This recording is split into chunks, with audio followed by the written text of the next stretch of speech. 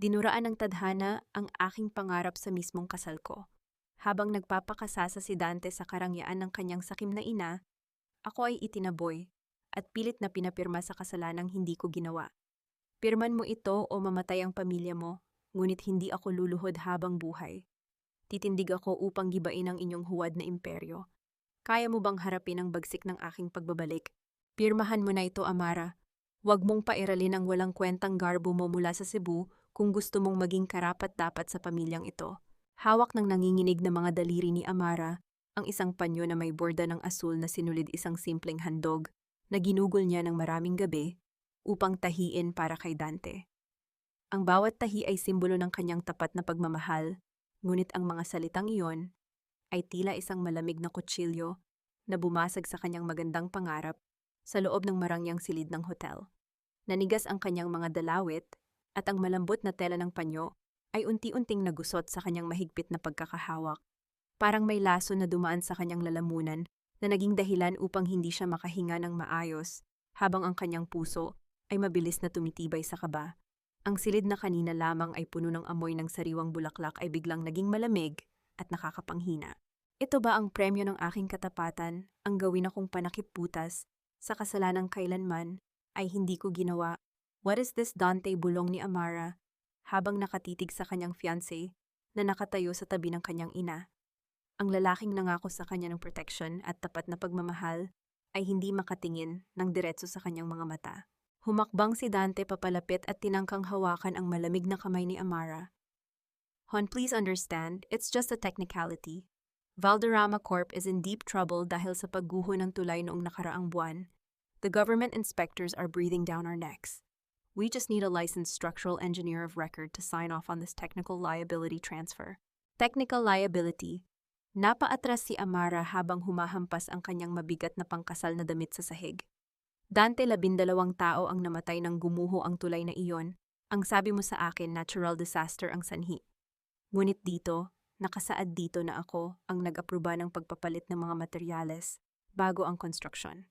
I wasn't even the supervising engineer during the pouring of the concrete. Kinalas niyo ako sa proyekto bago pa man iyon matapos. Ngumisi si Doña Esmeralda habang ang kanyang mga brilyanteng hikaw ay kumikinang sa ilalim ng ilaw ng chandelier. Let's be realistic here, Amara. You are just a provincial girl from Cebu. We gave you everything. We paid for this lavish wedding, we brought your mother and brother here, we gave you a social standing.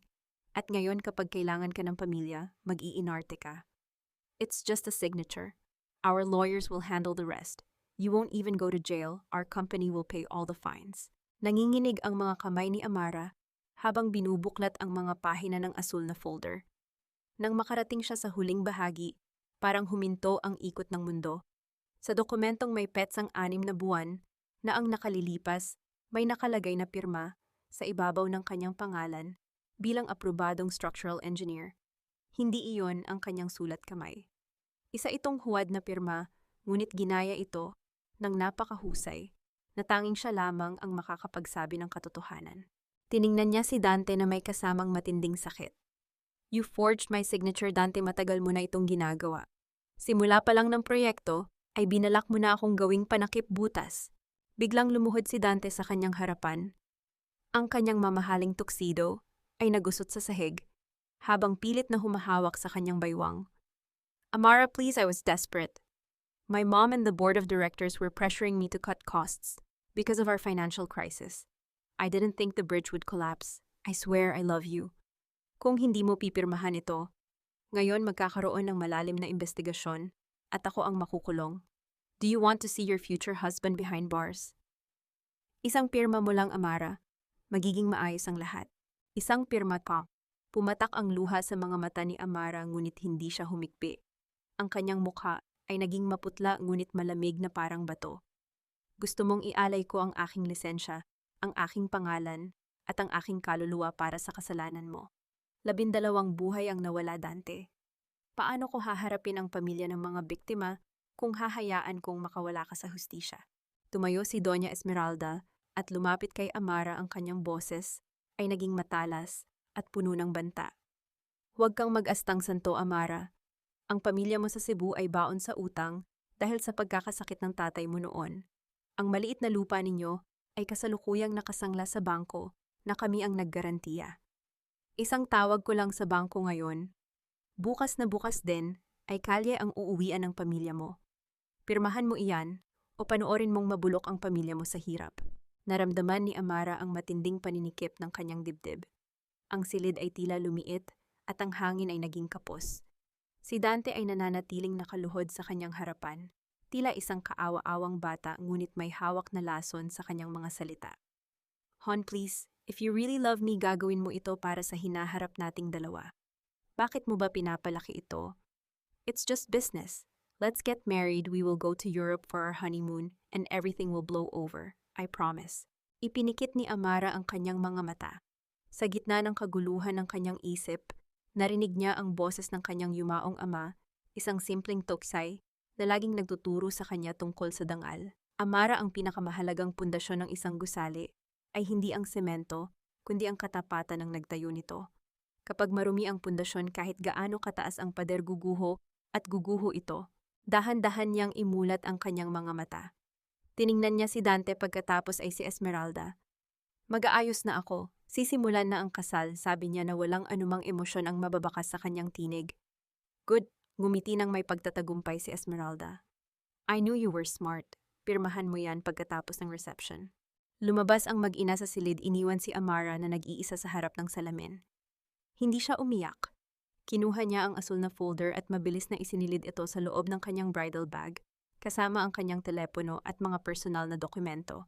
Nang bumukas ang malalaking kahoy na pinto ng cathedral, ang marangyang musika ay umalingaw-ngaw sa buong bulwagan. Daan-daang mararangyang panauhin. Mula sa mataas na lipunan ng Maynila, ang nakatitig sa magandang kasintahang naglalakad sa gitna ng altar. Ang bawat hakbang ni Amara ay parang patungo sa kanyang sariling bitayan. Nakatutok ang kanyang mga mata kay Dante na naghihintay sa kanya sa tapat ng pari, mukhang guwapo at may relief sa kanyang mukha. Sa gilid nakaupo si Esmeralda sa unang hanay ng upuan, may mapagmataas na ngiti sa labi. Nakarating si Amara sa altar at hinawakan ni Dante ang kanyang kamay. Ang hawak nito ay mainit, ngunit para kay Amara parang balat ng ahas na nakapulupot sa kanyang bisig ang pakiramdam nito. Nagsimula ang seremonya ng kasal. Ang mga banal na salita ay binigkas at dumating ang huling bahagi ng pagtatanong. Tumingin ang pari kay Amara ng may ngiti. Amara Villaseran, tinatanggap mo ba si Dante Valderrama bilang iyong legal na asawa sa hirap at ginhawa hanggang sa kamatayan? Naging tahimik ang buong simbahan, naghihintay sa kanyang matamis na tugon. Tiningnan ni Amara ang mukha ni Dante. Inalis niya ang kanyang kamay mula sa pagkakahawak nito at humakbang ng isang beses pabalik. Hindi. Ang tinig ni Amara ay umalingaw-ngaw sa pamamagitan ng microphone sa buong cathedral, bumasag sa katahimikan at naging sanhi ng matinding bulungan ng mga panauhin. Amara, what are you doing, Amon? Bulong ni Dante habang ang kanyang mukha ay biglang namula sa matinding hiya. Tumingin si Amara sa mga tao at nagsalita muli ng may katatagan. Hindi ko kayang pakasalan ang isang mamamatay tao at magnanakaw. Ang pamilyang ito ay pumatay ng 12 tao sa gumuhong tulay ng Valderrama Corporation dahil sa pagtitipid sa semento, at ngayon ay pilit nila akong tinatakot at ginigipit upang ako ang umako sa kanilang kasalanan. You crazy peasant! Sumigaw si Doña Esmeralda habang tumatayo mula sa kanyang upuan. Sinungaling ka. Guard, ilabas ang babaeng iyan sa simbahan. Nawalan ng kontrol si Dante. Hinawakan niya ng marahas ang braso ni Amara, ang kanyang mukha ay puno ng galit. Amara, tumahimik ka. Ano ba ang ginagawa mo? You are ruining my family's reputation. Ipinagtatanggol ko lang ang aking sarili mula sa inyo, Dante. Sigaw ni Amara habang pilit na binabawi ang kanyang braso. Bago pa man siya makahakbang paalis, itinaas ni Dante ang kanyang kamay at isang malakas na sampal ang dumapo sa pisngi ni Amara. Ang tunog ng sampal ay umalingaw-ngaw sa buong cathedral. Bumagsak si Amara sa malamig na marmol na sahig. Napunit ang kanyang magandang lace na belo at ang mga piraso nito ay nagkalat sa sahig. Naramdaman niya ang matinding dumi at init sa kanyang pisngi at isang patak ng dugo ang lumabas mula sa gilid ng kanyang labi. Wala kang utang na loob. Sumigaw si Esmeralda habang nakatayo sa tapat ng nakaluhod na si Amara. Kami ang nagahon sa iyo sa kahirapan ng Cebu at ganyan mo kami babayaran. You will regret this day, Amara. Sisiguraduhin kong mabubulok ka sa kulungan. Ang mga panauhin ay abala sa pagkuha ng larawan at pag-uusap. Ang iba naman ay tila hindi makapaniwala sa kanilang nasasaksihan. Hindi umiyak si Amara. Dahan-dahan siyang tumayo, pinunasan ang dugo sa kanyang labi gamit ang likod ng kanyang kamay. Kinuha niya ang kanyang bag mula sa likod ng altar. Ang kanyang mga mata ay nanatiling matatag at malamig habang nakatitig sa mag-ina. Tandaan ninyo ang araw na ito, Esmeralda. Dante, sabi ni Amara na may kasamang malalim na determinasyon. Hindi ako ang magiging sakripisyo para sa inyong mga kasalanan. Ang katotohanan ay hindi kayang ibaon sa ilalim ng inyong semento at salapi. Tinalikuran niya sila at mabilis na tumakbo, patungo sa pintuan ng simbahan, habang ang kanyang mahabang damit ay kinaladkad sa sahig. Binuksan niya ang mabigat na pinto at lumabas sa gitna ng nagngangalit na bagyo. Ang malamig na ulan ay humampas sa kanyang mukha, binubura ang kanyang pangkasal na make-up. Ngunit patuloy siyang tumakbo patungo sa madidilim na eskinita ng Maynila. Ang bawat patak ng ulan ay parang maliliit na karayom na tumutusok sa balat ni Amara habang tinatahak niya ang madidilim na eskinita ng Maynila. Nawala na ang kanyang mga mamahaling sapatos sa kung saan ang kanyang mga paa ay hubad at dumudugo dahil sa matatalas na bato at basag na bubog sa kalsada, ngunit hindi niya maramdaman ang sakit. Mas matindi ang pamamanhid ng kanyang puso.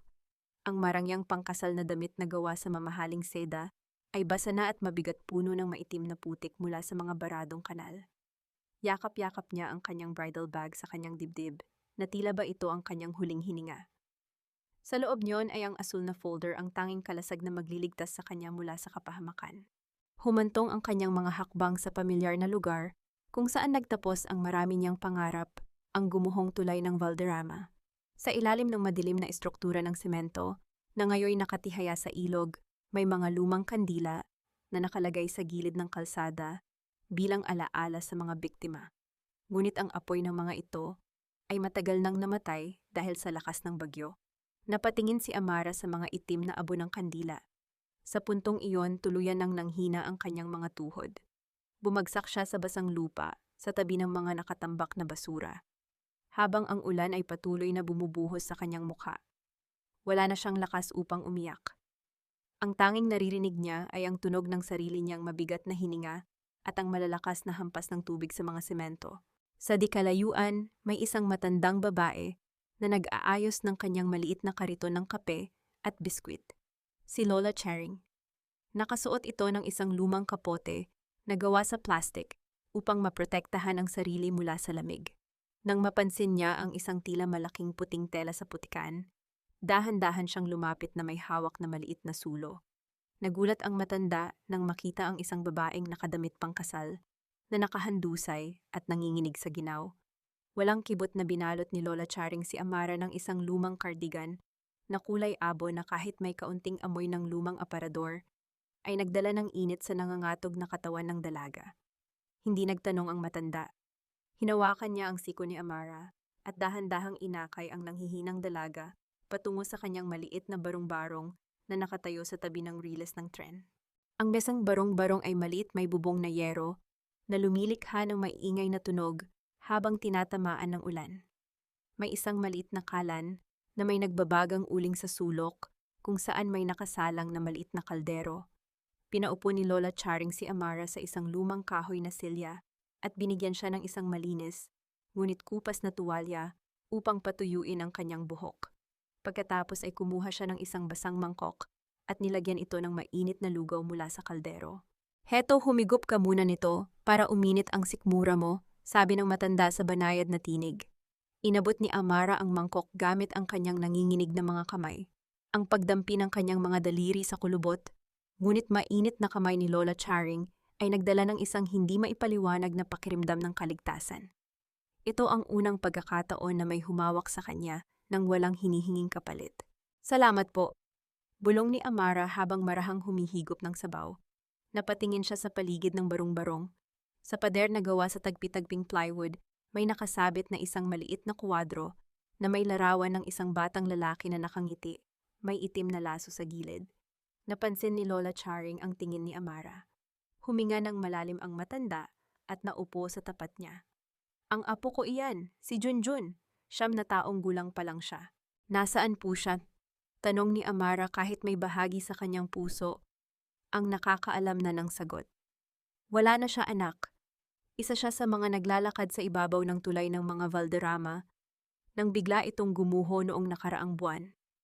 Sabi ng mga mayayaman gawa raw ng lindol, pero alam namin tinipid nila ang semento ng tulay na iyon para ibulsa ang pera. Tila tumigil ang pagtibok ng puso ni Amara.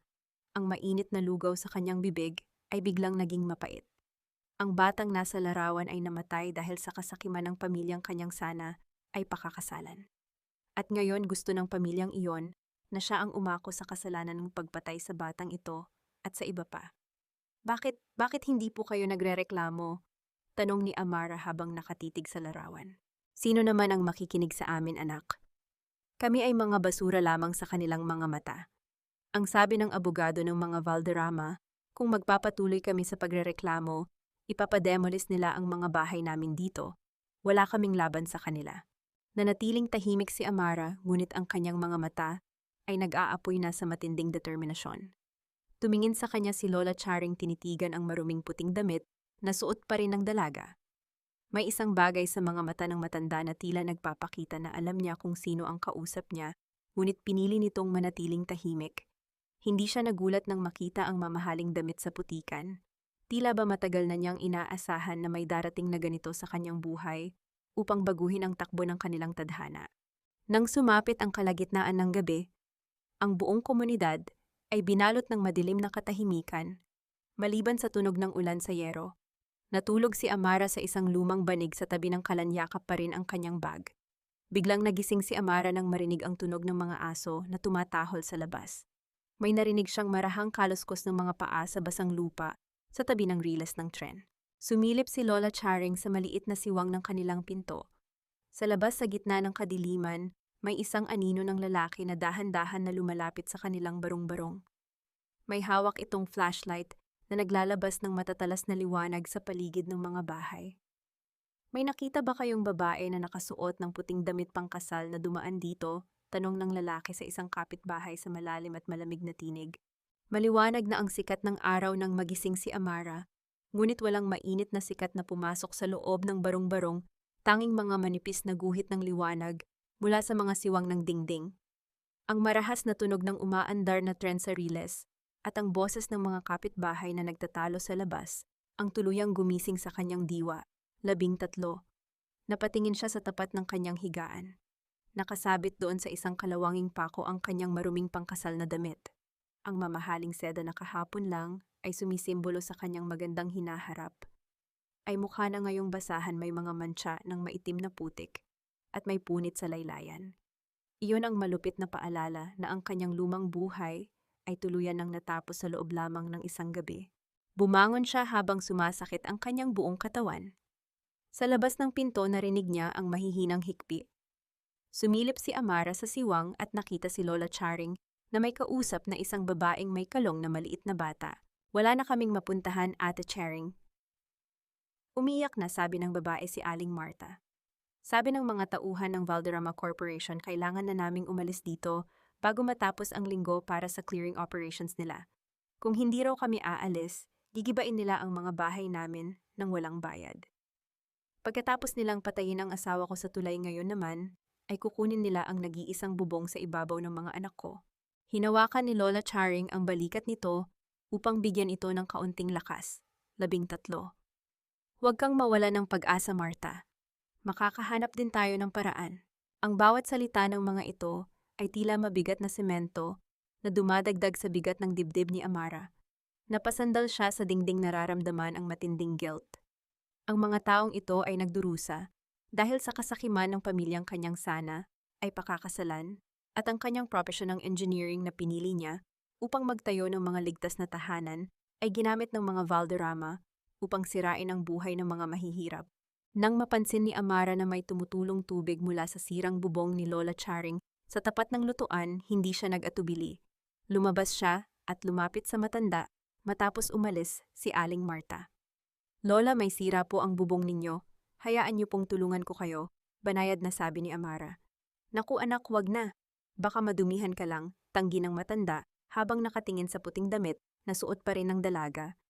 Inhinyero po ako, Lola. Hayaan niyo pong gawin ko ang alam ko. Kumuha si Amara ng ilang piraso ng lumang plastic sheet at mga itinabing mabibigat na bato sa gilid ng rails. Gamit ang kanyang kaalaman sa structural loading at physics, hindi niya lamang basta tinakpan ang butas. Kinalkulan niya ang anggulo ng daloy ng tubig at inilagay ang mga bato sa mga tiyak na load-bearing points ng kahoy na beam ng bubong upang i-divert ang tubig ulan papalayo sa loob ng bahay. Ang kanyang mga kamay ay mabilis na napuno ng dumi at uling, ngunit sa unang pagkakataon, mula kagabi nakaramdam siya ng kaunting kapayapaan. Ang kanyang kaalaman ay ginagamit niya sa wakas upang protektahan ang isang tao hindi para sa maling kita. Salamat, Amara, ngumiti si Lola Charing habang pinagmamasdan ang matatag na pagkakagawa ng dalaga. Ang talino mo ay isang biyaya, huwag mo sanang hayaang nakawin niyan ng mga masasamang tao.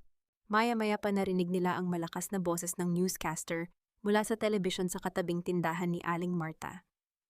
Nagkatinginan sila ni Lola Charing at mabilis na lumapit doon. Sa screen ng telebisyon nakatayo si Dante sa isang marangyang podium, may hawak na press conference habang pinaliligiran ng mga bodyguard at mamamahayag. We trusted her, pa.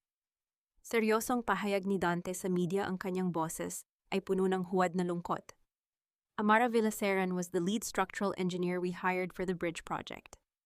We gave her our full trust, but she chose to use substandard calculations, which led to this tragic collapse. Pagkatapos mabatid ang kanyang pagkakamali, tumakas siya sa mismong araw ng aming kasal upang iwasan ang kanyang pananagutan sa batas. We are cooperating with the authorities to find her and bring justice to the victims. Napaatras si Amara, ang kanyang kamay ay mabilis na napunta sa kanyang dibdib. Parang may pumipiga sa kanyang puso na naging dahilan upang hindi siya makahinga. Ang maruming kasinungalingan ni Dante ay ipinapakita sa buong bansa. Ginagawa siyang nag-iisang kriminal ng pamilyang pumatay sa apo ni Lola Charing at sa asawa ni Aling Marta. Napakahayop nila, bulong ng isang kapitbahay na nakatayo sa tabi ni Amara, hindi alam kung sino ang katabi nito. Gusto nilang iligtas ang sarili nila sa pamamagitan ng pagsira sa isang babae. Tumingin si Amara sa kanyang backpack na nakalagay sa loob ng barong-barong ni Lola Charing. Sa loob niyon ay ang kanyang personal na laptop at ang backup drive na naglalaman ng mga orihinal na email at dokumento ng proyekto. Iyon ang kanyang nag-iisang sandata. Ngunit bago pa man niya makuha ang kanyang diwa, biglang nagbago ang balita sa telebisyon. Sa karagdagang balita, sabi ng reporter habang ipinapakita ang live feed mula sa Cebu, isang mabilis na operasyon ng pulisya ang isinagawa sa bayan ng Argao, Cebu, kung saan nakatira ang pamilya ng tumatakas na inhinyero. Nanigas ang buong katawan ni Amara nang makita ang pamilyar na maliit na bahay na gawa sa kahoy at semento, ang bahay ng kanyang ina. Sa screen nakita niya ang kanyang nakababatang kapatid na si Jaime, na pilit na kinakaladkad ng dalawang pulis palabas ng kanilang bakuran habang pinupusasan ang mga kamay nito. Bitiwan ninyo ako, walang kasalanan ng ate ko, sinungaling kayo. Sigaw ni Jaime habang ang kanyang mukha ay puno ng takot at galit. Ayon sa pulisya, si Jaime Villaseran ay inaresto dahil sa paratang nakasabwat sa pagnanakaw ng mga sensitibong blueprint at dokumento ng kumpanya mula sa Valderrama Corp na gagamitin umano para sa extortion, patuloy ng reporter. Nanginginig ang buong katawan ni Amara. Napakapit siya sa braso ni Lola Charing upang hindi bumagsak sa lupa. Alam niya kung gaano kalalim ang kapangyarihan ng pamilyang Valderrama. Hindi lamang nila nais sirain ang kanyang pangalan. Handa silang pumatay, at pumatay ng iba pang buhay upang makuha ang hawak niyang ebidensya. Naramdaman ni Amara ang matinding takot para sa kanyang pamilya sa Cebu. Ngunit sa likod ng takot na yon, may isang bagay na unti-unting nabuo sa loob ng kanyang puso, isang malamig, matigas at hindi mababasag na paninindigan. Ang kanyang kapatid ay hindi magiging biktima ng kanilang kasakiman. Tiningnan ni Amara ang screen ng television kung saan ipinapakita ang larawan ni Dante, at sa unang pagkakataon, ang kanyang takot ay tuluyan nang napalitan ng isang mapanganib na kapasyahan. Tahimik na nakaupo si Amara sa malamig na sahig ng barong-barong, tanging ang mahinang liwanag mula sa screen ng kanyang laptop ang nagbibigay ng anino sa kanyang mukha. Isinaksak niya ang backup drive sa gilid ng computer, ngunit isang pulang simbolo ng kandado ang lumabas sa screen. Isa itong naka-encrypt na folder na may pangalang A at D Foundations. Sa pagtingin niya sa pangalang iyon, Tila bumalik ang kanyang gunita, 1 taon na ang nakalilipas. Magkasama sila ni Dante sa isang tahimik na kapihan sa Tagaytay, habang pinagmamasdan ng bulkang Taal sa ilalim ng malamig na hangin. Nakangiti si Dante habang tinutulungan siyang gumawa ng password para sa kanilang mga lihim na dokumento ng pangarap. Sabi nito sa kanya, ang gagamitin nating password ay ang petsa kung kailan tayo unang nagtagpo na may kasamang salitang matatag. Dahil ang pag-ibig natin ang magiging pinakamatibay na pundasyon ng ating buhay. Nabalik lamang ang diwa ni Amara nang marinig ang mahinang tunog ng bawat patak ng ulan na gumagawa ng mabagal na ritmo sa ibabaw ng yero.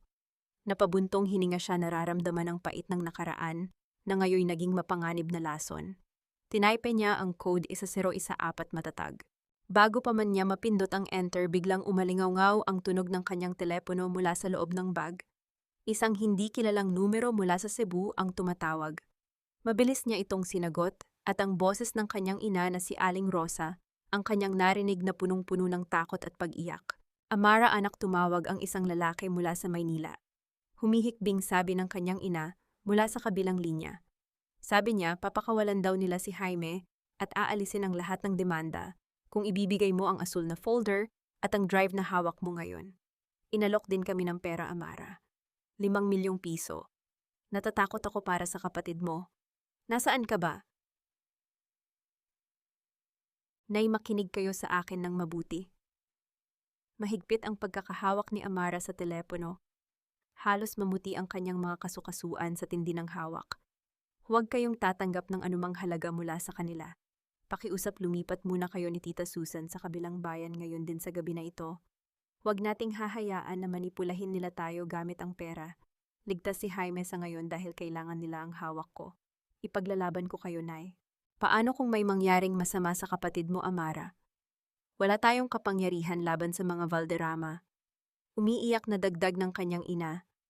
May kapangyarihan ang katotohanan, Nay. Magtiwala kayo sa akin. Umalis na kayo dyan ngayon din, pakiusap ni Amara bago ibaba ang telepono upang maiwasan ang pag-trace sa kanyang lokasyon.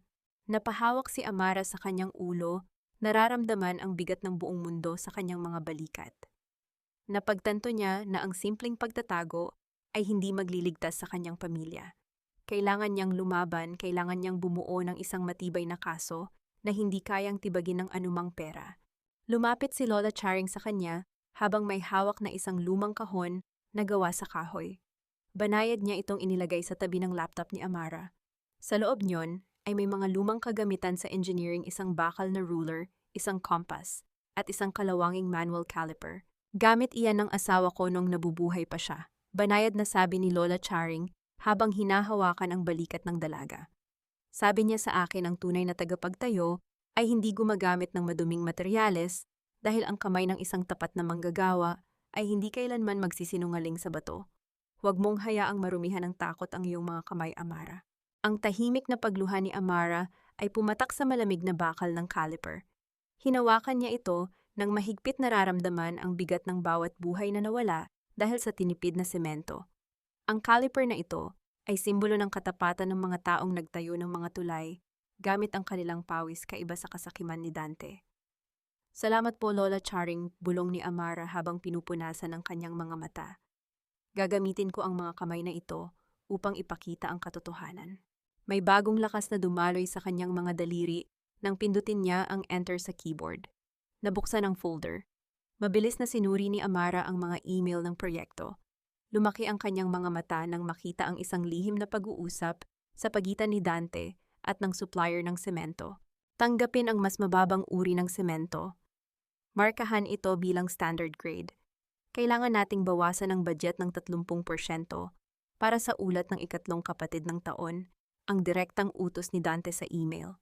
Direktang iniutos ni Dante ang krimen. Ngunit habang tinitingnan ni Amara ang listahan ng mga nakatanggap ng email, napansin niya ang isang estrangherong email address na naka-carbon copy na hindi konektado sa Valderrama Corp. Solon Tuldok Santos at outlooktul.com. Sino si Santos at bakit siya kasama sa mga lihim na transaksyon ng kumpanya? Bago pa man niya masagot ang tanong sa kanyang isip, biglang namatay ang kuryente sa buong barong-barong. Ang maliit na ilaw sa kisame ay nawala. at ang tunog ng bentilador ay huminto. Ang buong lugar ay binalot ng isang madilim at nakakabinging katahimikan. 13. Narinig ni Amara ang marahang kaluskos ng mga paa ng mga aso na tumatakbo papalayo na sinundan ng tunog ng mabibigat na hakbang ng mga bota sa basang lupa sa labas ng pinto ni Lola Charing. Ang matatalas na liwanag ng mga flashlight ay nagsimulang dumaan sa mga siwang ng dingding na plywood ng barong-barong. Huwag kang malikot, anak. Manatili kang tahimik kung ayaw mong mahanap kanila. Ang bulong na iyon ni Lola Charing ay halos hindi marinig sa gitna ng malakas na kabog sa dibdib ni Amara. Mabilis na itinulak ng matanda si Amara pababa sa isang masikip at madilim na silong sa ilalim ng sahig na gawa sa kahoy, kung saan nakatambak ang mga uling lumang pahayagan at mga gamit na kinakalawang. Ang amoy ng alikabok at uling ay pumasok sa ilong ni Amara na naging sanhi ng kanyang pilit na pagpigil sa pag-ubo. Sa gitna ng kadiliman, nararamdaman niya ang maliliit na butil ng uling na dumidikit sa kanyang pawisang balat, habang ang init sa loob ng maliit na espasyo ay tila ba unti-unting sumasakal sa kanya. Mula sa itaas, narinig ni Amara ang marahas na pagbukas ng pinto. Ang tunog ng mga mabibigat na bota sa sahig ay tila ba direktang tumatapak sa kanyang puso. Nasaan ang babaeng yun, matanda? Alam naming pumasok siya rito. Ang boses ng isang lalaki ay puno ng pagbabanta. Wala rito ang hinahanap nyo. Kalmadong sagot ni Lola Charing, bagaman ramdam ni Amara ang bahagyang panginginig ng sahig sa itaas ng kanyang ulo. Anong karapatan ninyong pumasok sa pamamahay ko nang walang pahintulot? Umalis kayo bago ko tawagin ang mga kapitbahay ko. Huwag mo kaming lokohin. Isuko mo ang inhinyerong iyan kung ayaw mong madamay. Ngunit bago pa man makakilos ang mga tauhan ni Dante, isang ingay ng mga nagkakagulong boses ang narinig mula sa labas. Ang mga kapitbahay ni Lola Charing, mga lalaking ang mga palad ay kasing tigas ng semento, sa araw-araw na pagtatrabaho ay nagsimulang magsisigaw. May mga hawak silang mga tubong bakal at piraso ng kahoy, ang kanilang mga muka ay puno ng pagkakaisa upang protektahan ang dalagang naging bahagi na ng kanilang gabi. Dahil sa takot na dumami ang saksi at lumala ang gulo, na pilitang lumisan ang mga tauhan, ngunit hindi bago iwanan ng isang babalang umalingaw-ngaw sa buong paligid. Babalik kami at sa susunod wala nang makakapigil sa amin. Nang muling maging tahimik ang paligid, dahan-dahang lumabas si Amara mula sa silong.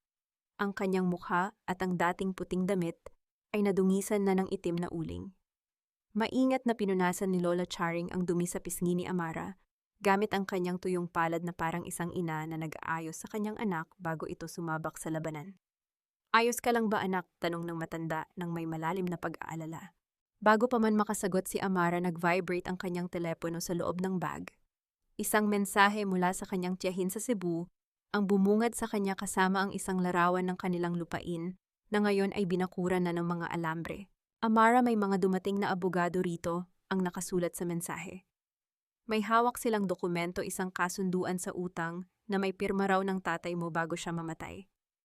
Pinalalabas nilang isinangla ng tatay mo ang buong sakahan para sa pag-aaral mo sa Maynila. Sinisimulan na nilang bakuran ang lupa natin, anak. Wala kaming magawa. Naramdaman ni Amara ang isang matinding apoy ng galit na sumiklab sa kanyang dibdib. Ginamit nila ang pangalan ng tatay ko. Bulong niya, ang kanyang tinig ay napaos sa tindi ng emotion. Alam nilang hindi na makakapagsalita ang patay, kaya malakas ang loob nilang dungisan ang dangal niya. I cannot let this happen, Lola. Kailangan kong umuwi sa Cebu. Ngayon din, I need to protect our land. Mabilis na hinawakan ni Lola Charing si Amara sa magkabilang braso. Ang kanyang hawak ay matigas at puno ng babala. Makinig ka sa akin, Amara. Ang galit ay parang apoy. Kapag hinayaan mong lamunin ka nito, ikaw ang unang magiging abo. Isang bitag ito. Alam ni Doña Esmeralda na ang pamilya at ang dangal ng tatay mo ang tanging paraan para mapilitan kang lumabas sa bukas na lugar. Kapag umalis ka rito nang walang plano, hindi ka pa nakakarating sa Cebu, ay nakuha na nila ang drive na hawak mo. Napatigil si Amara, ang kanyang mabigat na hininga ay dahan-dahang kumakalma habang napagtatanto ang katotohanan sa mga salita ng matanda. You're right. Gagamitin nila ang lahat para makuha ang ebidensya. I need a shield. I need someone who knows their dirty games. Naalala ni Amara si Attorney Joseph, ang tapat na abogadong tinanggal noon sa Valderrama Corporation dahil sa pagtangging sumunod sa katiwalian ng korporasyon. Si Attorney Joseph lang ang makakatulong sa atin, Lola. He knows where the bodies are buried in that company. Kinaumagahan bago pa man sumikat ang araw, naghanda si Amara na umalis. Nakasuot siya ng isang lumang jacket at sombrero bilang disguise. Ngunit nang sumilip siya sa maliit na bintana ng barong-barong, napatigil siya. Sa dulo ng maputik na eskinita, nakaparada ang isang makintab na itim na sasakyan na may madidilim na bintana. Hindi ito umaandar, walang tunog ng makina, at tila ba isang dambuhalang aso na naghihintay ng kanyang biktima. Ang kislap ng sasakyan sa gitna ng karumihan ng paligid ay tila isang babala na ang bawat hakbang niya ay binabantayan. Lola, may nakamasid sa atin, bulong ni Amara, habang ang kanyang kamay ay mahigpit na nakakapit sa strap ng kanyang bag. Huwag kang lilingon, anak. Tuloy lang ang lakad, yang sagot ni Lola Charing habang inihahanda ang sarili sa anumang mangyayari. Paghakbang ni Amara palabas ng pinto, ang tunog ng pagbukas ng pinto ng itim na sasakyan ay umalingaw-ngaw sa tahimik na umaga. Isang lalaking naka-Amerikana ang bumaba at dahan-dahang hinarap ang kanilang direksyon na naging sanhi ng paghinto ng mundo para kay Amara. Sa tingin mo ba ay makakatakas ka sa mundong ito nang hindi ka namin nahahanap? Ang tinig ng lalaking bumaba mula sa itim na sasakyan ay malamig at puno ng awtoridad, habang ang kanyang anino ay dahan-dahang tumatabon sa maliit na bulto ni Amara sa labas ng pinto ng barong-barong. Naramdaman ni Amara ang mabilis na pagtibok ng kanyang puso na tila isang ibon na pilit kumakawala sa isang masikip na hawla. Ang kanyang mga kamay ay mahigpit na nakakapit sa strap ng kanyang backpack. Ramdam ang bawat hibla ng tela na bumaon sa kanyang balat. Ang kislap ng mamahaling relo ng lalaki ay tila isang mapang-uyam na paalala ng mundong tinakasan niya, isang mundong puno ng kinangunit bulok ang kalooban. Sino ka? Ang tanong ni Amara, ang kanyang boses ay nanginginig, ngunit may bakas ng determinasyon. Kaibigan ako ni Attorney Joseph. Pinapunta niya ako rito dahil alam niyang hindi ka naligtas. Sagot ng lalaki sa Taglish na pananalita, habang mabilis na inililibot ang paningin sa madilim na eskinita. Sumakay ka na, mainit na ang mga mata ng mga Valderrama sa lugar na ito. Bago pa man makasagot si Amara, isang ingay ng mga humaharurot na motor ang narinig mula sa dulo ng kalsada. Ang tunog ng mga gulong na humahampas sa maputik na tubig ay mabilis na lumalapit. Sa kabilang dako, ang mga kapitbahay ni Lola Charing, mga lalaking ang mga palad ay kasing tigas ng semento sa araw-araw na pagtatrabaho, ay nagsimulang lumabas mula sa kanilang mga barong-barong. May mga hawak silang mga tubong bakal at piraso ng kahoy. Ang kanilang mga mukha ay puno ng pagkakaisa upang protektahan ang dalagang naging bahagi na ng kanilang gabi. Walang dadaan dito. Sigaw ng isang lalaki. Ang kanyang boses ay matapang na humamon sa katahimikan ng gabi. Ang pagbuo ng hanay ng mga residente ay tila isang pader na hindi kayang tibagin ng anumang takot. Ito ang bayanihan sa gitna ng karalitaan. Isang pag-ibig sa kapwa na hindi kayang bilhin ng salapi ng mga Valderrama. Sa gitna ng kaguluhan, mabilis na pumasok si Amara sa loob ng itim na sasakyan. Ang aircon sa loob nito ay nagdulot ng panandaliang ginaw sa kanyang katawan na basa pa rin ng pawis at dumi.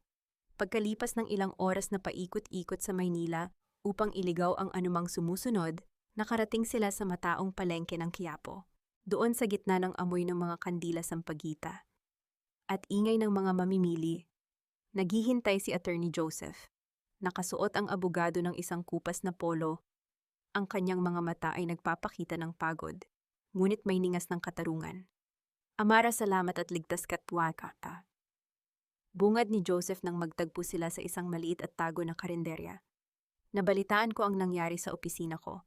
Nilimas nila ang lahat, ngunit hindi nila nakuha ang mga pisikal na file na itinago ko sa ibang lugar. Attorney, kailangan nating kumilos ng mabilis, bulong ni Amara, habang ang kanyang mga mata ay matalas na nagmamasid sa paligid. Hawak ko ang mga email, alam ko na ang totoo. Si Dante, siya mismo ang nag-utos na tipirin ang semento. Hindi sapat ang email, Amara, seryosong sagot ni Joseph. Kailangan natin ang original na laboratory reports. Binayaran na ng mga Valderrama ang mga inspektor ng gobyerno upang sirain ang mga sample ng konkreto. Kung mawawala ang mga iyon, wala tayong pisikal na ebidensya sa korte. Naramdaman ni Amara ang matinding paninikip ng kanyang lalamunan. Ang bawat hakbang patungo sa katotohanan ay tila binabakuran ng mga tinik. Habang nag-uusap sila, kinuha ni Joseph ang kanyang laptop upang simulan ang pag-verify sa data ni Amara. Wait, something is wrong. Mabilis na sabi ni Joseph, ang kanyang mga daliri ay mabilis na gumagalaw sa keyboard. May isang virus na pumasok sa database ng Bureau of Construction.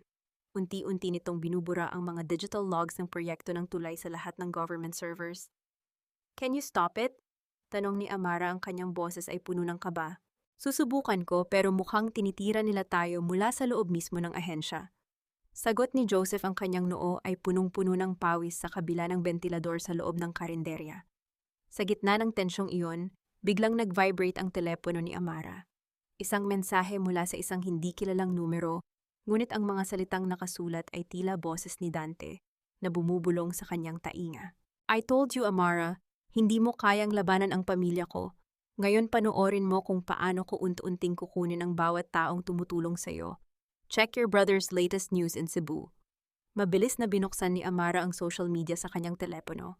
Doon sa isang mabilis na live stream ng isang local news page sa Cebu, nakita niya ang isang video ng isang maliit na selda. Ang kanyang kapatid na si Jaime ay nakahandusay sa sahig, may mga pasa sa mukha at tila hindi makagalaw. Naramdaman ni Amara ang isang matalim na sakit sa kanyang dibdib na tila may libu-libong karayom na tumutusok sa kanyang puso.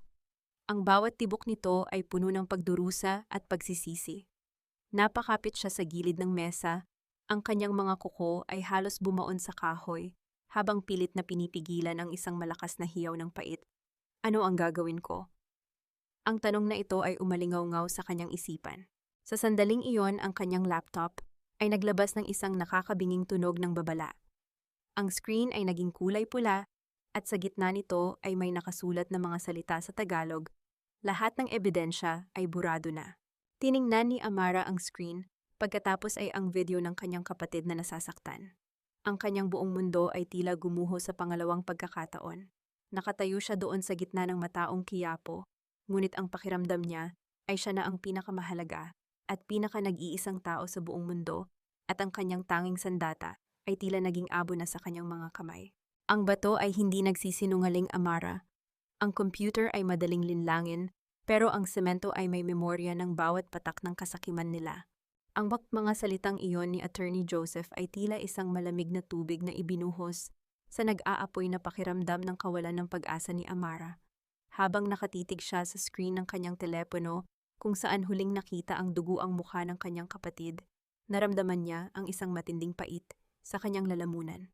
Ang kanyang mga daliri ay nanginginig habang pilit niyang pinupunasan ang mga luha, ngunit ang kanyang mga mata ay unti-unting nag-aapoy sa isang bagong uri ng determinasyon.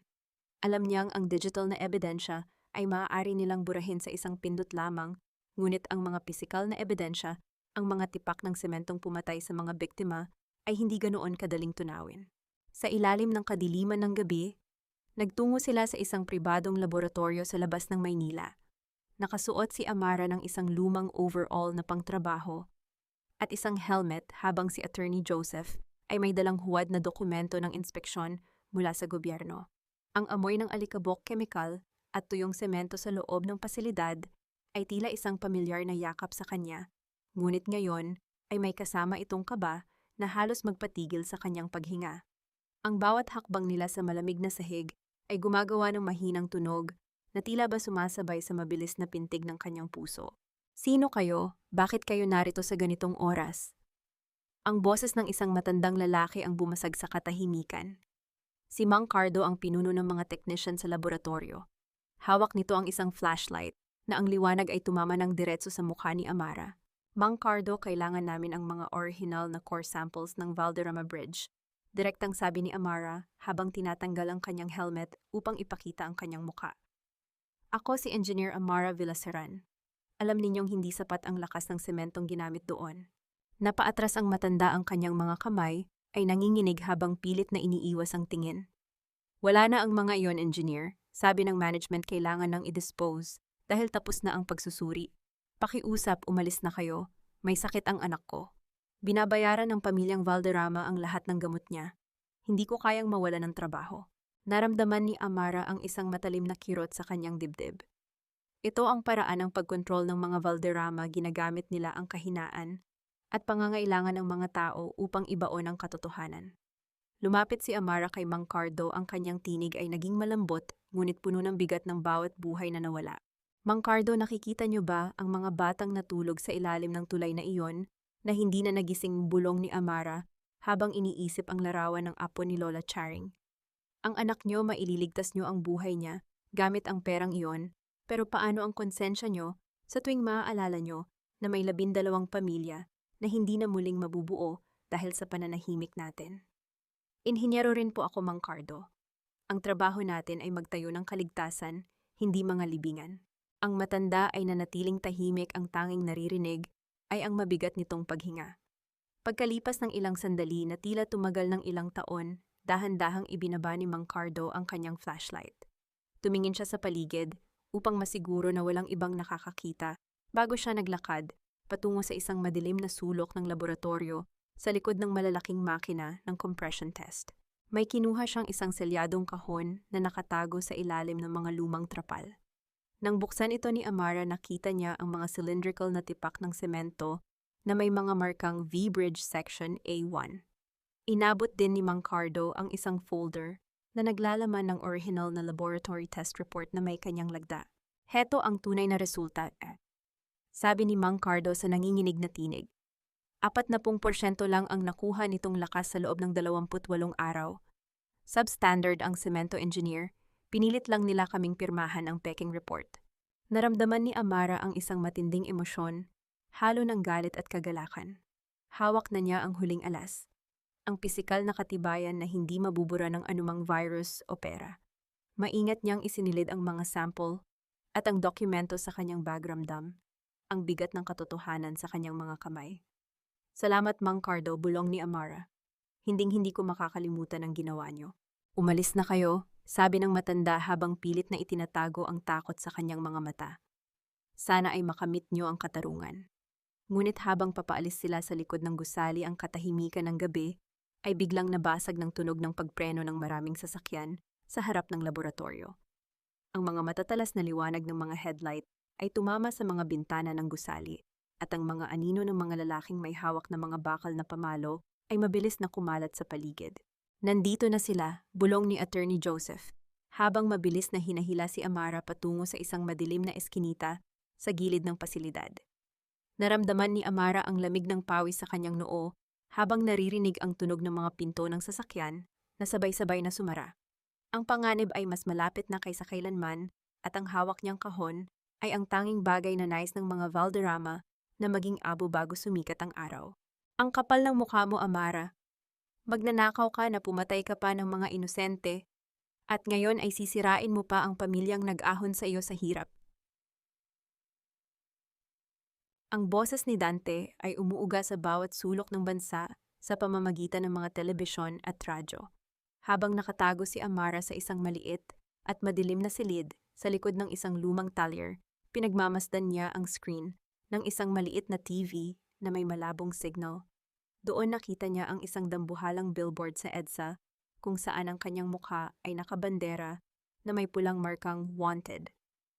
Ang Valderrama Corp ay naglabas ng milyon-milyong piso para sa isang kampanya sa media upang gawin siyang pinakamasamang kaaway ng bayan. Ang bawat balita ay puno ng mga bayarang eksperto na nagsasabing ang kanyang mga kalkulasyon ang naging sanhi ng pagguho ng tulay. Naramdaman ni Amara ang isang matinding paninikip sa kanyang dibdib, na tila ba ang buong bigat ng semento ng gumuhong tulay ay nakapatong sa kanyang puso. Ngunit ang mas masakit na sampal ay dumating nang magbago ang balita tungo sa isang ulat mula sa Cebu. Nakita niya ang kanyang ina, si Aling Rosa, na isinasakay sa ambulansya habang pinaliligiran ng mga agresibong reporter na walang tigil sa pagtatanong. Isang matinding stroke ang tumama sa ina ni Engineer Villacaran matapos ang sunod-sunod na panggigipit ng mga otoridad at media sa kanilang tahanan, sabi ng reporter. Nabitawan ni Amara ang basong hawak niya. Ang tunog ng pagkabasag ng bubog sa semento ay tila ba tunog ng kanyang sariling mundo na tuluyan ng nagkapira-piraso. Napaluhod siya sa sahig, ang kanyang mga kamay ay nakatakip sa kanyang mukha habang ang mga tahimik na hikbi ay lumalabas sa kanyang lalamunan. Ang bawat patak ng kanyang luha ay puno ng pagsisisi-pagsisisi na minahal niya ang isang halimaw na tulad ni Dante. Samantala sa squatter malapit sa Riles, dumating ang isang marangyang puting sasakyan. Bumaba si Doña Esmeralda na kasuot ng mamahaling telang seda at may hawak na panyo na puno ng pabango upang takpan ang kanyang ilong mula sa amoy ng paligid. May mga kasama siyang mga camera crew upang kunan ang kanyang pagtulong sa mga biktima. Narito kami upang magbigay ng kaunting tulong, sabi ni Esmeralda sa harap ng mga camera habang iniabot ang isang maliit na bag ng relief goods kay Lola Charing. Ngunit nang mamatay ang mga ilaw ng camera, ang kanyang mukha ay biglang naging parang yelo sa lamig. Lumapit siya kay Lola Charing at bumulong ng may matalas na boses.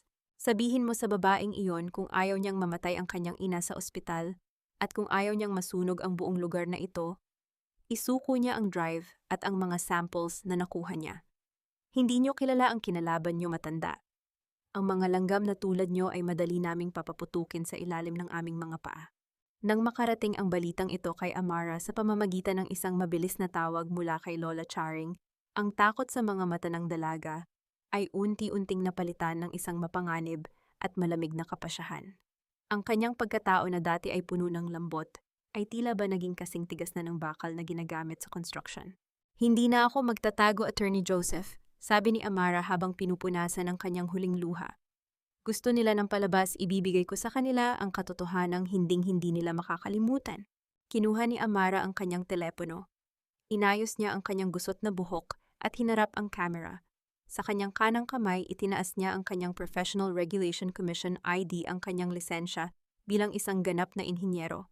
Ang kislap ng ID sa ilalim ng bumbilya ay tila ba isang espada na handang humiwa sa mga kasinungalingan. Ako si Engineer Amara Villaseran. Simula niya ang kanyang boses ay hindi nanginginig, bawat salita ay may bigat ng katarungan. Sa loob ng maraming araw pinanood ko kung paano niyo dinungisan ang aking pangalan at pinahirapan ang aking pamilya. Dante, Doña Esmeralda, akala niyo ba ay sapat na ang pera niyo upang takpan ang dugo ng mga biktima? Nagkakamali kayo. Ang hawak kong ebidensya ay hindi lamang mga papel, kundi ang mismong patunay ng inyong kasakiman. Hindi ako ang tumakas sa batas, kayo ang tumatakas sa katotohanan. In-upload ni Amara ang video. Pinanood niya ang bawat segundo ng pag-load nito. Ramdam ang bawat tibok ng kanyang puso na tila ba isang tambol na nagbabadya ng digmaan. Tapos na ang pagtatago, bulong niya sa sarili, habang ang screen ng kanyang telepono ay nagpakita ng salitang successfully uploaded. Ngunit sa gitna ng kanyang panandali ang pagtatagumpay, ang tunog ng sirena ng mga pulis ay mabilis na lumapit sa labas ng talyer. Ang matatalas na liwanag ng mga asul at pulang ilaw ay nagsimulang dumaan sa mga siwang ng bintana. Ang warrant of arrest laban sa kanya ay formal nang inilabas at sa pagkakataong ito wala na siyang eskinita na matatakbuhan. Tumingin si Amara sa asul na folder na nasa ibabaw ng mesa. Alam niyang ang kanyang pagkakulong ay maaaring maging dulo ng lahat o ang simula ng pagguho ng pader ng mga Valderrama. Habang bumubuhos ang ulan sa labas ng maliit na talyer, ang mundo sa loob ng digital na espasyo ay tila ba nagkaroon ng sariling bagyo. Ang video ni Amara ay kumalat na parang apoy sa tuyong damo na umaabot sa bawat sulok ng bansa sa loob lamang ng ilang oras. Ang mga komento ng publiko na dati ay puno ng panghuhusga ay unti-unti nang napalitan ng mga tanong at pagdududa laban sa mga Valderrama.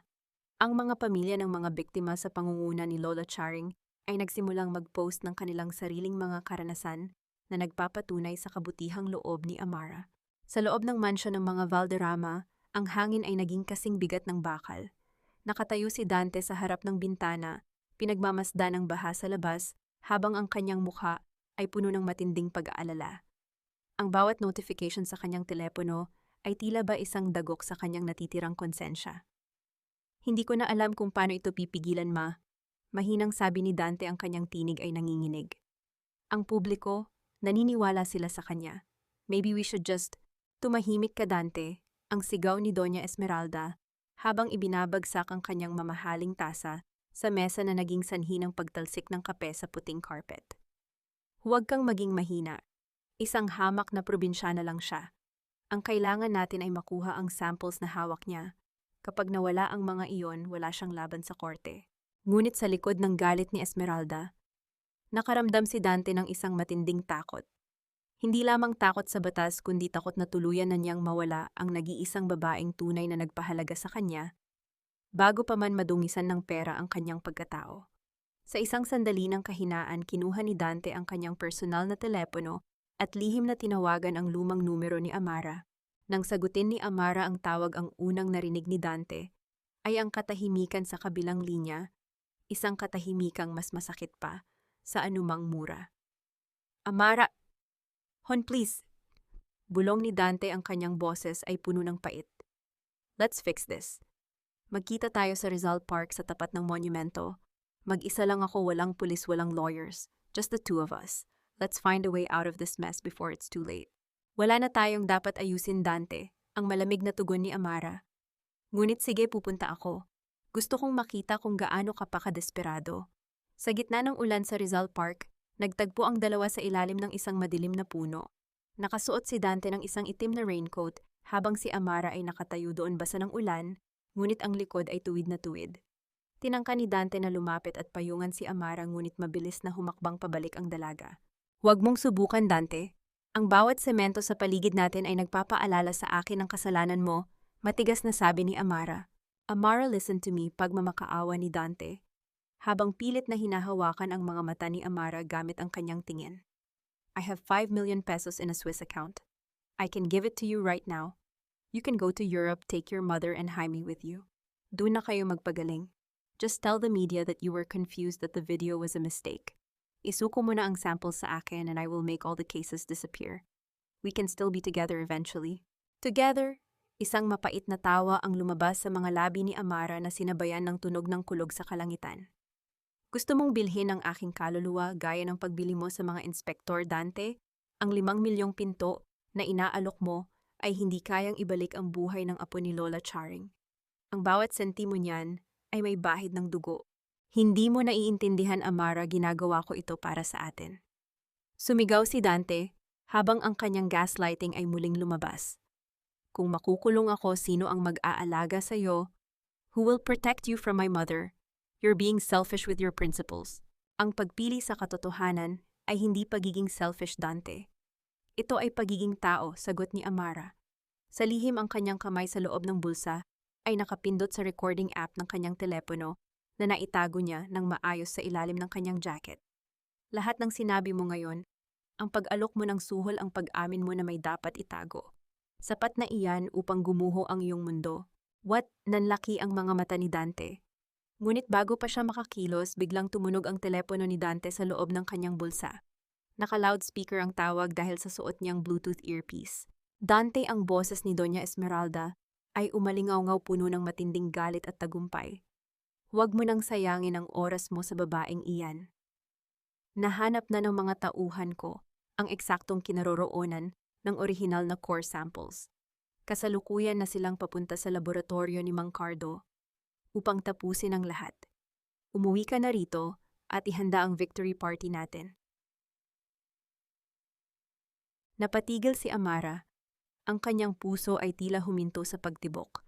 Ang malamig na tawa ni Esmeralda sa kabilang linya ay tila ba isang hatol ng kamatayan para sa kanyang nag-iisang alas. Dante, hayop ka! Bulong ni Amara habang tinitingnan ang lalaking minahal niya na ngayon ay nakatayo sa harap niya na may halong gulat at takot.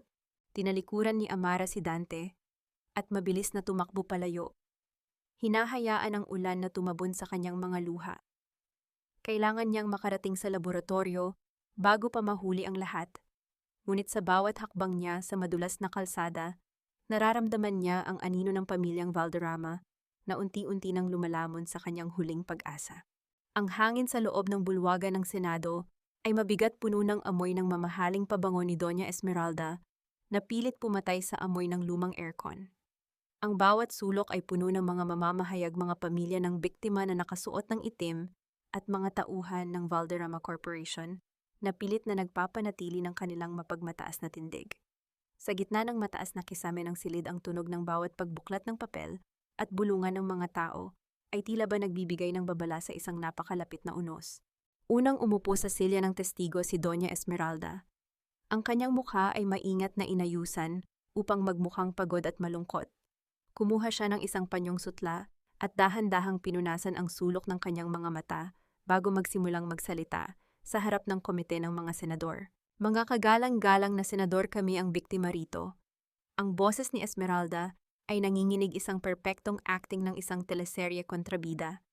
Ang babaeng iyan, si Amara, ay ginamit ang aming pagtitiwala.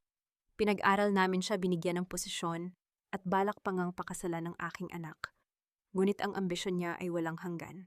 Nang mabatid niyang maguguhuho ang tulay, dahil sa kanyang maling disenyo, nagnakaw siya ng mga pondo at dokumento upang kami ay i-extort.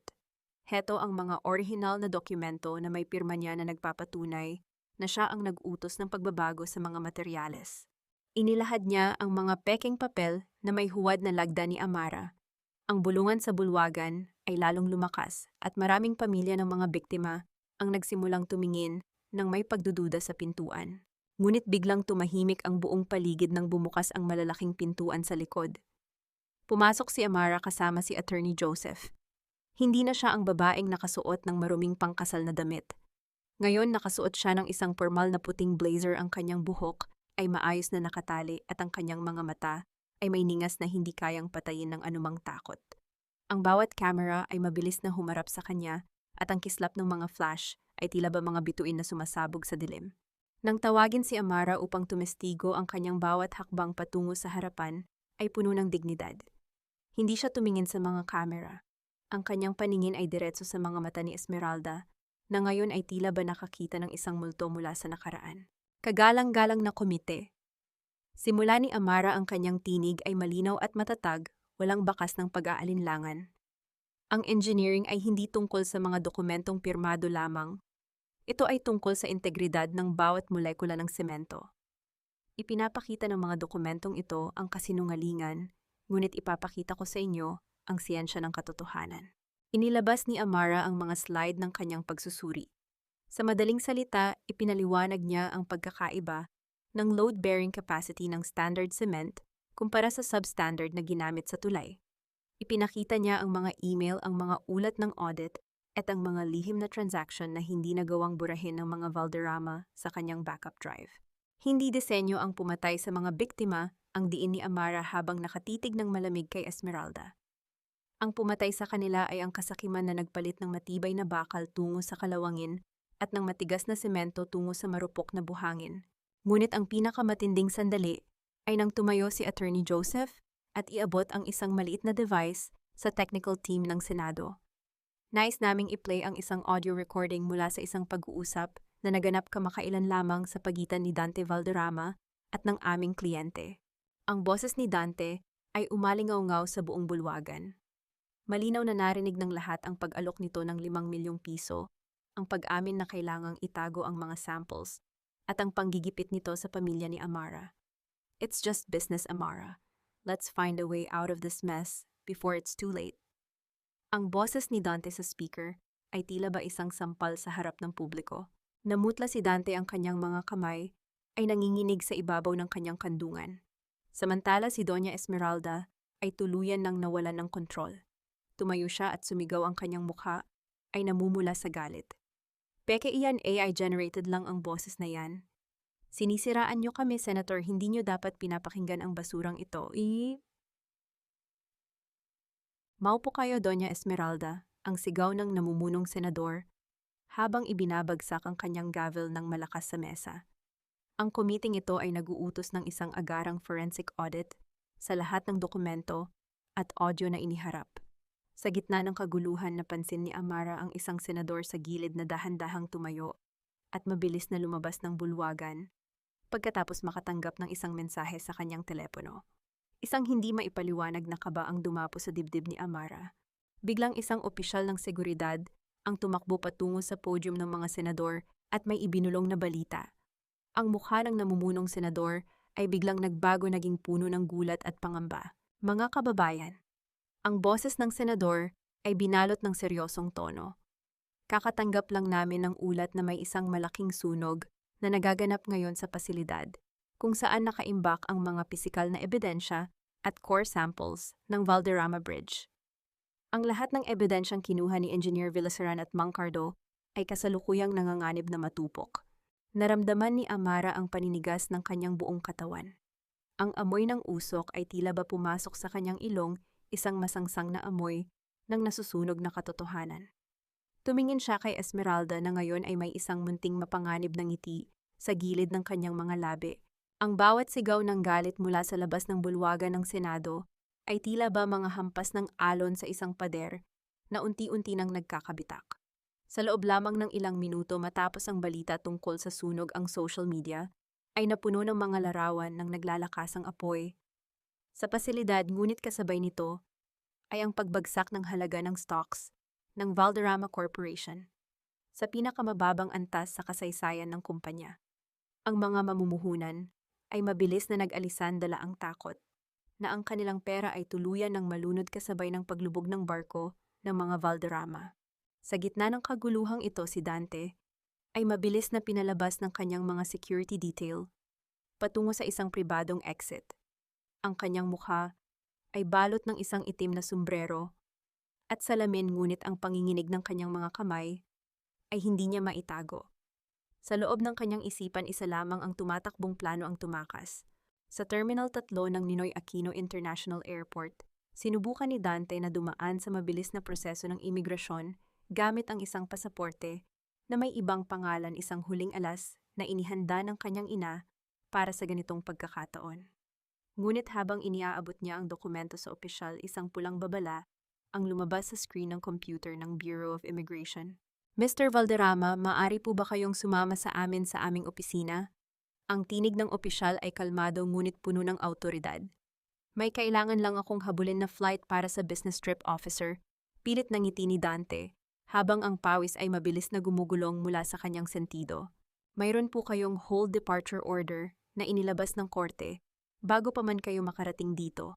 Ang sagot ng opisyal kasabay ng paglapit ng dalawang armadong pulis sa magkabilang gilid ni Dante. Ang tunog ng mga posas na inihahanda ay tila ba naging huling musika ng kanyang kalayaan. Ang dating makapangyarihang tagapagmana ay kinaladkad sa harap ng mga taong nagsimula ng kumuha ng video. Ang kanyang dignidad ay tuluyan ng natabunan ng kahihiyan. Samantala, sa loob ng malawak at malamig na mansyon ng mga Valderrama, ang katahimikan ay binasag ng isang malakas na sampal. Ang tunog ng palad ni Doña Esmeralda na tumama sa pisngi ni Dante, na ngayon ay nakabalik na matapos piyansahan ng kanilang mga abogado, ay umalingaw-ngaw sa buong sala. Mahina ang sigaw ni Esmeralda, ang kanyang mga mata ay nanlilisik sa galit. Ibinigay ko sa iyo ang lahat. Ang kapangyarihan, ang pera, ang pangalan, at hinayaan mong sirain iyon ng isang hamak na babaeng galing sa putikan. Ngayon panoorin mo kung paano tayo untunting nilalamon ng apoy na ikaw mismo ang nagsindi dahil sa karuwagan mo. Ibinato ni Esmeralda ang kanyang kristal na baso sa pader na naging sanhi ng pagkabasag nito sa libu-libong piraso. Ang pagkakawatak-watak ng pamilya ay nagsimula na. Ang kasakiman na dati ay nagbubuklod sa kanila ay naging lason na ngayon na pilit silang pinaghihiwalay. Malayo sa ingay ng Maynila, bumalik si Amara sa Cebu. Ang amoy ng dagat at ang sariwang hangin ng Argao ay tila ba isang gamot na humahaplos sa kanyang pagal na kaluluwa. Ngunit sa loob ng puting silid ng ospital, ang katahimikan ay may kasamang bigat. Nakatitig si Amara sa kanyang ina na si Aling Rosa, na ngayon ay payapang nakahiga sa kama. Ang bawat mahinang tunog ng heart monitor ay sumasabay sa mabagal na paghinga ng kanyang ina. Dahan-dahang lumapit si Amara at hinawakan ng kulubot at tila papel na balat ng kamay ni Aling Rosa. "Nay, nandito na ako," bulong ni Amara habang ang kanyang mga luha ay pumatak sa ibabaw ng kamay ng kanyang ina. "Hindi ko sila hinayaang talunin tayo. Malapit na, Nay. Malapit na tayong makauwi ng totoo." Naramdaman ni Amara ang isang bahagyang piga mula sa mga daliri ng kanyang ina. Isang mahina at halos hindi mapansing kilos, ngunit para kay Amara iyon ang pinakamalakas na sigaw ng suporta at pagmamahal. Sa gitna ng labanang ito na puno ng korupsyon at kasinungalingan, ang haplos na iyon ang naging bagong pundasyon ng kanyang lakas. Nabalik lamang ang kanyang atensyon nang mag-vibrate ang kanyang telepono. Isang tawag mula kay Attorney Joseph. "Amara, may balita ako." Ang boses ni Joseph ay puno ng tensyon. Ang pinunong inspektor na si Mang Cardo Handa na siyang sumuko at ibigay ang lahat ng pangalan ng mga opisyal na tumanggap ng suhol mula sa mga Valderrama. Pero may problema. May mga hindi kilalang lalaki na nakapaligid ngayon sa bahay niya at mukhang may balak silang patahimikin siya bago pa siya makarating sa korte. Naramdaman ni Amara ang mabilis na pagtibok ng kanyang puso. Alam niyang ang huling ningas ng katotohanan ay nanganganib na mamatay. Ang bawat paglamon ng apoy sa mga pader ng laboratorio ay tila ba isang dambuhalang hayop na nagngangalit sa gitna ng kadiliman. Ang init na ibinubuga nito ay tila humihigop sa lahat ng hangin sa paligid, habang ang makapal at maitim na usok ay dahan-dahang gumagapang paitaas tinatakpan ng mga bituin sa langit. Walang tunog ng pagsabog, tanging ang dahan-dahang pagtunaw ng mga bakal at ang pagbagsak ng mga kisame na nagiging abo. Mabilis na nakarating sina Amara at Attorney Joseph sa lugar. Pagbaba pa lamang ni Amara sa sasakyan, naramdaman niya ang matinding init na humampas sa kanyang mukha. Nanlalamig ang kanyang mga kamay sa kabila ng nagbabagang paligid. Ang lahat ng kanilang pinaghirapan, ang mga core samples na magpapatunay sa kasalanan ng mga Valderrama, ay kasalukuyang kinakain ng apoy sa loob ng silid na yon. Hindi maaari ito, attorney. Ang sigaw ni Amara, ang kanyang boses ay napaos sa tindi ng kaba. Nasa loob ang lahat. Kapag natunaw ang mga samples na iyon, wala na tayong magagawa. Sa gitna ng kaguluhan, isang lalaki ang lumabas mula sa makapal na usok sa gilid ng gusali. Si Mang Cardo kasama ang isang gwardyang sugatan na si Mang Tomas. Ang uniforme ni Tomas ay punong-puno ng uling at ang kanyang braso ay may bakas ng matinding pagkapaso, ngunit ang kanyang mga kamay ay mahigpit na nakayakap sa dalawang selyadong kahon na kahoy. Engineer Attorney, heto ang mga samples, ang nanginginig na sabi ni Tomas habang pilit na humahinga ng malalim. Hindi ko hinayaang makuha nila ito. Ang kapatid ko, namatay siya sa tulay na iyon. Hindi ko hahayaang pati ang hustisya para sa kanya ay maging abo. Dahan-dahang inilapag ni Tomas ang mga kahon sa paanan ni Amara. Ang bawat kahon ay mainit pa sa hipo, ngunit buo at hindi natupok. Naramdaman ni Amara ang isang matinding paghagulhol na lumabas sa kanyang dibdib, hindi dahil sa takot, kundi dahil sa kabayanihan ng isang karaniwang tao na itinaya ang buhay para sa katotohanan. Salamat, Tomas. Maraming salamat. Bulong ni Amara habang hinahawakan ang sugatang kamay ng gwardya. Ang sandaling iyon ay tila ba kung saan ang liwanag ng kabutihan ay naging mas maliwanag pa kaysa sa apoy na nasa kanilang likuran. Sa kabilang dako na huli ng mga rumesponding pulis, ang isa sa mga lalaking nagsindi ng apoy. Habang pinupusasan ito, mabilis itong kumanta dahil sa takot. Inutusan lang kami si Doña Esmeralda. Ibinigay niya ang kalahating milyon para sunugin ang lahat ng ebidensya sa loob. Sa sandaling iyon, ang mga sirena ng pulis ay hindi lamang tumunog sa laboratorio. 3 sasakyan ng mga otoridad ang mabilis na huminto sa harap ng marangyang mansyon ng mga Valderrama. Ang malalaking gate na gawa sa bakal ay pilit na binuksan. Sa loob ng malawak na bakuran nakatayo si Doña Esmeralda, sa tapat ng isang malaking hukay na may nagbabagang apoy. Ang kanyang mamahaling telang sutla ay nadungisan na ng uling, at ang kanyang mga mata ay nanlilisik, habang isa-isang itinatapon ang mga asul na ledger at mga dokumento ng kumpanya sa apoy. Walang maiiwan, walang makakakuha ng kahit anong papel, ang nanggigigil na bulong ni Esmeralda sa sarili. Bitawan niyo ang mga papel na iyan, Doña Esmeralda. Ang boses ng opisyal ng pulisya ay umalingaw-ngaw sa buong bakuran. Napatigil si Esmeralda, ngunit sa halip na matakot tumawa siya nang matalas isang tawang puno ng kapangyarihang unti-unti nang naglalaho. Sino kayo para diktahan ako sa sarili kong tahanan? Mga bayaran lang kayo. Umalis kayo rito bago ko kayo ipatanggal sa serbisyo. Mayroon kaming warrant of arrest para sa inyo sa kasong arson at obstruction of justice. Ang sagot ng opisyal habang dahan-dahang lumalapit. Nang maramdaman ni Esmeralda ang malamig na bakal ng posas na pumulupot sa kanyang mga braso, doon lamang siya natahimik. Ang kanyang mapagmataas na tindig ay biglang gumuho, at ang bawat hikbi ng galit ay naging simbolo ng kanyang tuluyang pagbagsak. Ang apoy sa kanyang bakuran ay dahan-dahang namamatay, tila ba sumasabay sa paglubog ng araw ng kanyang kapangyarihan. Tumingin si Esmeralda sa langit at sa kanyang isipan, narinig niya ang boses ni Amara na tila ba isang sumpa. Ang katotohanan ay hindi kayang ibaon sa ilalim ng inyong semento at salapi. Ang bawat paghinga sa loob ng malawak na bulwagan ng korte ay tila ba may kasamang bigat ng semento. Ang amoy ng lumang kahoy at alikabok ay humahalo sa malamig na hangin ng aircon na naging sanhi ng panlalamig ng mga kamay ni Amara habang nakaupo siya sa tabi ni Attorney Joseph. Sa likuran niya ang gallery ay puno ng mga pamilya ng mga biktima. Ang bawat isa ay may hawak na maliit na larawan ng kanilang mga yumaong mahal sa buhay mga mukha, ng mga amang hindi na nakauwi, mga asawang nawalan ng katuwang, at mga batang tulad ng apo ni Lola Charing na hindi na muling makakapaglaro. Nang pumasok ang hukom, ang katahimikan ay naging kasing talas ng isang patalim. Unang tumayo ang forensic expert na kinuha ng korte upang suriin ang mga core samples na nailigtas mula sa sunog. Ang mga tipak ng konkreto mula sa Valderrama Bridge ay nagpapakita ng matinding kakulangan sa tamang proporsyon ng semento. Ang pahayag ng eksperto sa isang seryosong tinig. Hindi ito aksidente. Ito ay isang sadyang pagtitipid na naging sanhi ng marupok na estruktura.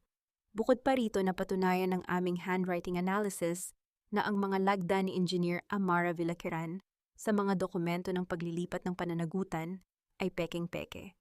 Isang bihasang kamay ang gumaya sa kanyang sulat upang siya ang maging panakipbutas. Narinig ni Amara ang mahihinang hikbi mula sa likuran.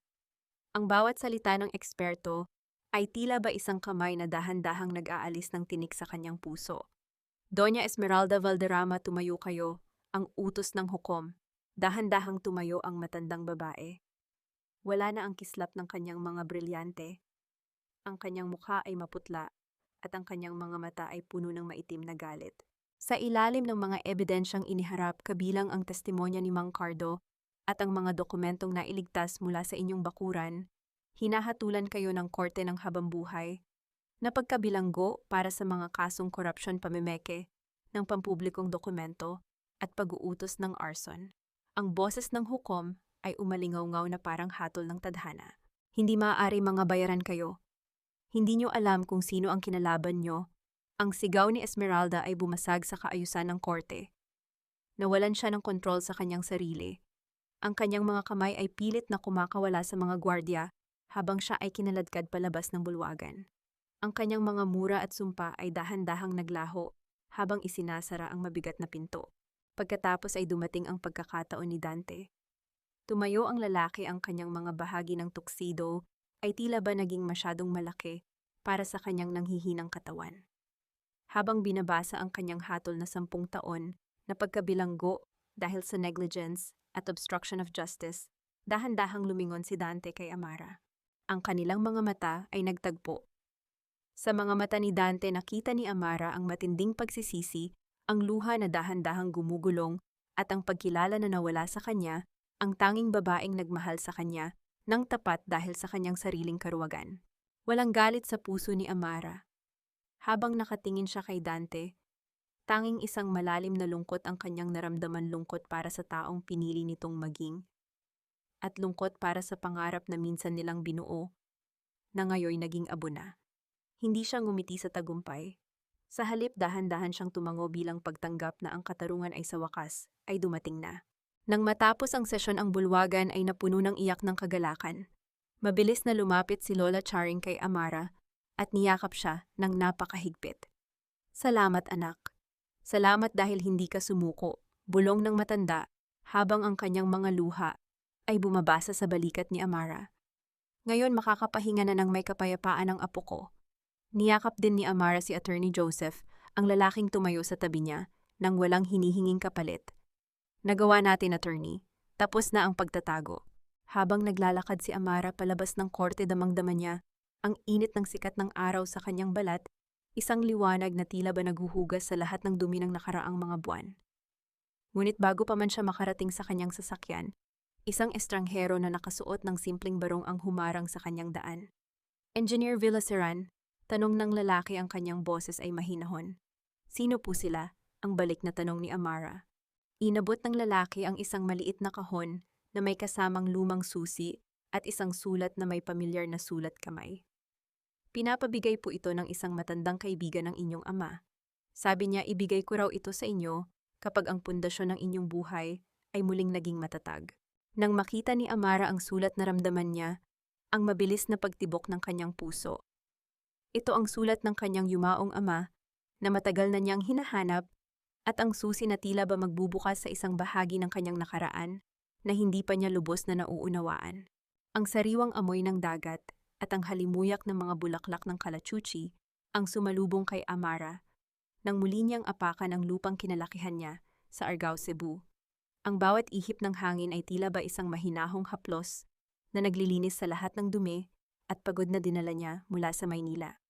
Kasama niya ang kanyang kapatid na si Jaime, na ngayon ay malaya na at punong-puno ng sigla habang inaalalayan nila ang kanilang ina na si Aling Rosa pababa ng sasakyan. Ang kanilang lumang ancestral house na gawa sa matibay na kahoy na yakal at semento ay nanatiling nakatayo sa kabila ng mga bagyong dumaan. Doon sa ilalim ng dapit hapon na kulay kahel, at lila sinimulan ni Amara ang pagpapatayo ng bagong pundasyon ng kanilang buhay.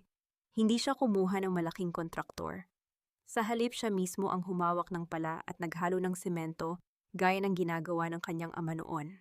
Isang hapon habang abala si Amara sa pag-aayos ng kanilang bakuran, iniabot sa kanya ni Jaime ang isang puting sobre na may selyo mula sa New Bilibid Prison. Nang makita ni Amara ang sulat kamay ni Dante sa labas ng sobre, naramdaman niya ang isang panandaliang kirot sa kanyang dibdib, ngunit mabilis din itong naglaho. Binasa niya ang sulat sa ilalim ng puno ng mangga. Amara, bawat gabi ay pinagsisisihan ko ang lahat. Patawarin mo ako. Kung may pagkakataon pa na isa na kitang makita sa huling pagkakataon upang humingi ng tawad ng personal. Tiningnan ni Amara ang sulat pagkatapos ay tumingin siya sa malayo sa abot-tanaw kung saan humahalik ang langit sa dagat. Napagtanto niya na ang kanyang pagpapatawad ay hindi nakadepende sa pagbisita sa kanya ni Dante sa bilangguan. Pinatawad na niya ito upang palayain ang kanyang sarili mula sa lason ng nakaraan. Hindi na niya kailangan pang balikan ang isang taong kailanman ay hindi naging pundasyon ng kanyang kaligayahan. Itinabi niya ang sulat sa isang lumang kahon, hindi upang sagutin kundi bilang tanda ng isang kabanatang tuluyan na niyang tinapos. Ginamit ni Amara ang lahat ng ari-arian at perang nakuha niya mula sa hatol ng korte laban sa mga Valderrama upang itatag ang pundasyon ng luha. Hindi ito isang marangyang opisina. Ito ay isang organisasyon na naglalayong magbigay ng libreng serbisyong teknikal at materyales para sa pagpapatayo ng mga ligtas at matitibay na bahay para sa mga pamilyang biktima ng kalamidad at katiwalian. Ibinenta niya ang kanyang mga mamahaling alahas at mga regalong galing kay Dante upang punduhan ang unang 10 bahay sa kanilang bayan. Isang gabi habang sinusuri niya ang mga donasyon sa website ng kanyang pundasyon, nakita ni Amara ang isang malaking halaga na ipinasok sa kanilang account.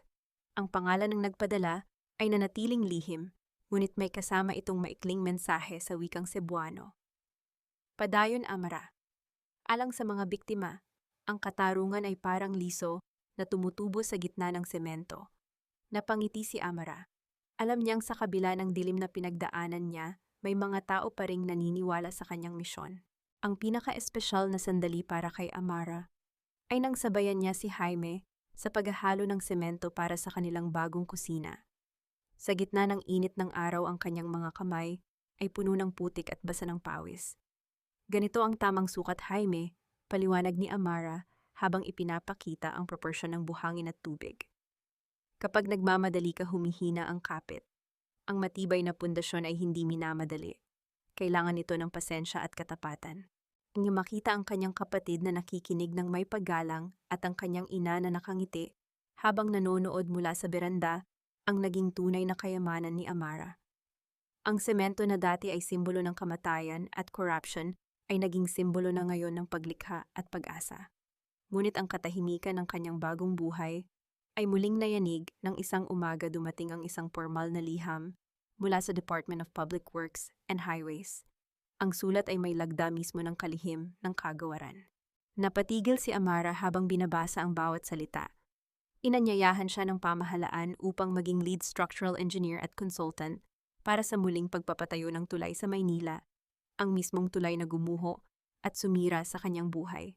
Nais nilang siya ang manguna sa disenyo at siguraduhin na ang bagong istruktura ay magiging simbolo ng integridad at kaligtasan para sa buong bansa. Tumingin si Amara sa kanyang mga kamay na may mga kalyo na dahil sa pagtatrabaho. Ang pagbabalik sa Maynila ay nangangahulugan ng muling pagharap sa mga alaala ng trahedya, ngunit ito rin ang pagkakataon upang ipakita sa lahat na ang katotohanan ay may kakayahang bumuo ng mas matatag na bukas. Nanatiling nakatitig si Amara sa asul na blueprint na nakalakip sa liham habang ang tunog ng agos ng dagat sa labas ay tila ba tumatawag sa kanya para sa isang huling misyon. Ang sikat ng araw sa umagang iyon ay marahang dumadampi sa bagong pinturang bakal ng tulay na nagbibigay ng isang ginintuang ningning sa buong estruktura. Ang disenyo ay hindi kasing garbo ng naunang tulay ng mga Valderrama. Ito ay simple matatag at bawat anggulo ay kinalkula ng may katapatan. Para kay Engineer Amara Villaseran, ang bawat piraso ng bakal at bawat buhos ng semento sa tulay na ito ay sumisimbolo sa kanyang sariling pagbangon mula sa putikan ng pagtataksil. Sa gilid ng tulay isang pader na gawa sa makinis na granite ang itinayo. Doon ay nakaukit ang mga pangalan ng 12 biktima ng nakaraang trahedya. Dahan-dahang lumapit si Lola Charing na ngayoy nakasuot ng isang pormal na kulay asul na barutsaya. Hinawakan ng matanda ang pangalan ng kanyang apo na si Junjun. Ang bawat titik na nakaukit sa bato ay tila ba nagbigay ng huling hantungan sa sakit na kay tagal niyang dinala sa kanyang dibdib. Salamat Amara, bulong ni Lola Charing habang pinupunasan ng isang patak ng luha ng kagalakan. Ngayon ang bawat taong dadaan dito ay maaalala sila hindi bilang mga biktima ng kasakiman, kundi bilang dahilan kung bakit tayo nagtayo ng mas matatag na bukas.